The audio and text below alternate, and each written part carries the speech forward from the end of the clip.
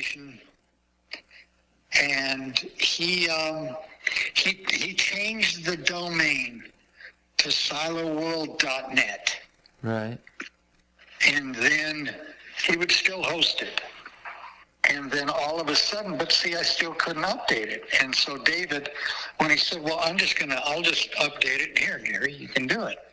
And so I just basically haven't, because I really need to go. I did it because I wasn't computer literate. I did it all on front page, which was Bill Gates's and Microsoft's first web, build a website. And then, of course, after so many updates in 2000, and I forget what year, they just did away with it. Well, there's no platform. I don't know how to HTML. I don't think you need to. Go ahead. There may be another avenue to do this, really. You may could do it through David told me, he said you might be able to go through Adobe, makes quite a bit of the programs that he said you may have, more luck. But hell, I was finishing Site 4. I was gearing up to start Site 10. It's like, I need a few more projects. Right? I think it could be more straightforward now. You could probably do. Well, it all needs to be redone. It's like my buddy Nick. He just flew in last week, and would you believe, for 2 times. The second time he goes, Gary, he's our American Eagle pilot for American Airlines, and from Dallas we have a couple flights from Dallas into Roswell. Well, he flies in. He doesn't know ahead of time until he's going. And so anyway, he texts me, he says, Gary, I'll be landing at 4. And I'm getting my hip done. Yeah. That's right. It's like, oh, man. And so anyway, he bought the other Titan II site in the Little Rock grouping. Yeah. And he's friends with GT, Death Wears Bunny Slippers. Yeah. His is Atomic Underground. That's right. Yeah. That's me. Yeah, pilot. Okay. Yeah, I got it. Yeah. And so anyway, we always converse. And so when he landed here the one time, this was last year, Carrie, that owns Site 10, and I were here. And so we had Nick, and we all went to all the sites and had a great time, before you had to fly out the next morning. Right. And so anyway, it just goes to show you, how some of this goes. But, bringing you now back, all the way back to the Chico site, I came across and was very fortunate. I bought, oh my gosh, this had to be 2007. I bought all of the original major newspapers, like the New York Times, or not New York, but it was like the San Francisco Times or the Los Angeles Times, their photo collection of everything first generation. And I went in there and bought them all. Okay. And so a lot of I don't think I ever put all of that on Siloworld, so that's still yet to come. But what it shows is a lot of the original construction photographs, and also the operational, and of course the salvage, because it would have been, and it was used in the newspapers by the dates, and their newspaper articles are glued to the back of the photographs. Nice. And I really like them, and it's just, you really get that feel. But I came across all of the original accident photographs taken when Chico blew, which are really phenomenal to see. It was quite interesting. And in fact, I even came across some of the photographs of when they were cutting the hole in the powerhouse at the Batum site at Barry's, in Washington. But with Chico, I mean, if and I went back, let's see, last time I was back, maybe about 7 years ago. And I mean, even the cranes are gone. I mean, all of that's gone. It looks really nice on the surface, but it's, go ahead. Well, I mean, it's just not operational status, but it's pretty clean. Oh, yeah. And I mean, you can see from the videos that the kids have posted, or that they know the owner. And I think, but don't quote me, I mean, I think the owner's changed.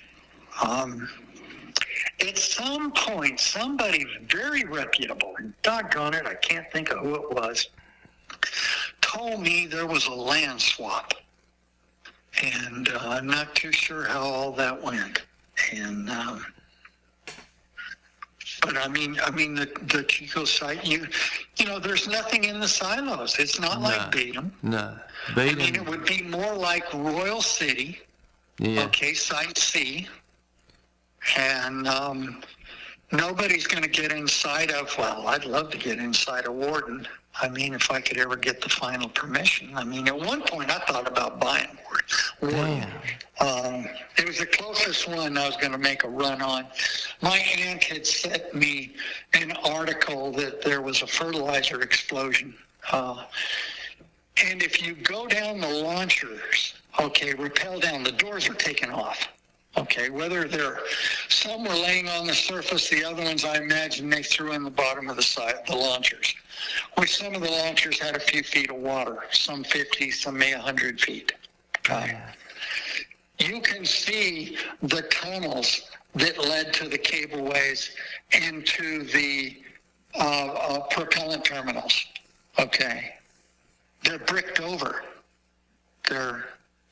You can go still to this day, if I'm not mistaken, you can still go down the air intake shafts to the powerhouse at Warden, and you can see where they removed the blast valves for the air intake, for the powerhouse, for those 4 diesels, and they bricked them over. How about the LCC or the powerhouse? Well, I mean, it's closed. I mean, I didn't go so far as opening it up, but I mean, I've had some conversation with guys through the years. I mean, many years ago, I had the conversation, and a guy went out there and shot pictures and would always send them to me. I'd always become friends with these guys, and you know, hey, send me your photographs, and you know, because I'd like to share them. But I mean, I would really love to get in there. I mean, I had read the article my aunt sent me, and you know, I mean, it's obviously there was an explosion. How bad, I don't know. They tried to pressurize the underground structure, so that would mean that they tried to seal everything off. Now, how bad was the explosion? I don't know. You can't tell it from the surface. I mean, I'd love to see underground, but then the other side of me is there any of it's either was liquid LNG or propane. I mean, I don't know. You know, obviously you're going to have to do quite a bit of ventilating, so you're going to have to open a lot of the shafts off and start pumping air. Where was the explosion? Which I don't really think is that hard. I mean, let's face it. I did it on my site when I bought Site 3 and Site 4 together. They're sister sites. Right. Well, Site 3 had 1.5 million gallons, and when I pumped it, I set the fans up to start pumping the air down there. So, I mean, to me, it's not that big of a deal.